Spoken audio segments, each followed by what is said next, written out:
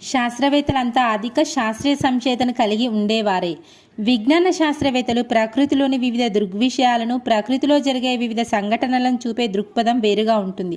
ఉదయించే సూర్యుని చూసిన కొందరు సూర్యుని భగవానునిగా భావించి ప్రార్థిస్తుంటారు. కానీ శాస్త్రవేత్తలు మాత్రం అదే సూర్యుని శక్తినిచ్చే ఒక అద్భుత రూపమని భావిస్తూ సూర్యుని నుంచి అంత శక్తి ఎలా ఉద్భవిస్తుందా, ఏమి జరగడం వల్ల అంత శక్తి వెలువడుతుందో అని ఆలోచిస్తూ ఉంటారు.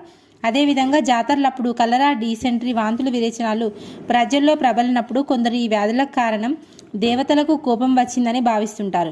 ఈ వ్యాధులు తగ్గించమని దేవతలకు మొక్కుకుంటారు, తాయెత్తులు కట్టించుకుంటారు. కానీ శాస్త్రవేత్తలు శాస్త్రీయ చింతన గలవారు. ఈ వాంతులు, విరేచనాల కారణం ఏమిటో అని ఆలోచిస్తారు. ప్రజల్లో ప్రబలిన ఈ వ్యాధులు ఎలా తగ్గించాలో ఆలోచిస్తారు. ఈ వ్యాధులకు కారణమైన వ్యాధి కారకాలు ఏమిటో తెలుసుకుంటారు. వ్యాధులను అరికట్టే ప్రయత్నం చేస్తారు.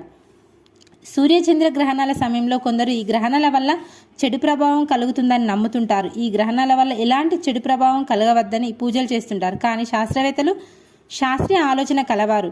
ఈ సూర్యచంద్ర గ్రహణాలు ప్రకృతిలో జరిగే అద్భుత దృశ్యాలుగా భావిస్తూ అవి సంభవించే కారణాల గురించి, వాటి ప్రభావం గురించి అధ్యయనం చేస్తుంటారు. ఈ విధంగా శాస్త్రవేత్తలు శాస్త్రీయ చింతన గలవారు ప్రకృతిలో జరిగే వివిధ దృగ్విషయాలను శాస్త్రీయంగా, శాస్త్రీయ విమర్శతో, శాస్త్రీయ దృక్పథంలో చూస్తుంటారు. పట్టు విడవకుండా పనిచేసే లక్షణాన్ని సైన్స్ కోరుకుంటుంది. శాస్త్రవేత్తలు తాము పరిశోధనలు చేసేటప్పుడు ఎంతో శ్రమిస్తూ ఉంటారు, ఎన్నో అపజయాలు ఎదుర్కొంటారు. కానీ వారు ఎప్పుడైతే పట్టు విడవకుండా తమ పరిశోధన పనులను కొనసాగిస్తూ ఉంటారో అప్పుడే ఏదో ఒక దశల్లో విజయాన్ని సాధిస్తారు. ఉదాహరణకు విద్యుత్ బల్బును కనుగొనేటప్పుడు ఎడిసన్ అనే శాస్త్రవేత్త తన పరిశోధన క్రమంలో ఎన్నో పర్యాయాల అపజయాలకు గురైనాడు. అయినప్పటికీ పట్టు విడవకుండా విద్యుత్ వేడిమిని తట్టుకునే ఫిలమెంట్ను తెలుసుకోవడం వల్లనే విద్యుత్ బల్బును ఆవిష్కరించి మానవాళికి చీకటి నుంచి విముక్తిని కలిగించాడు.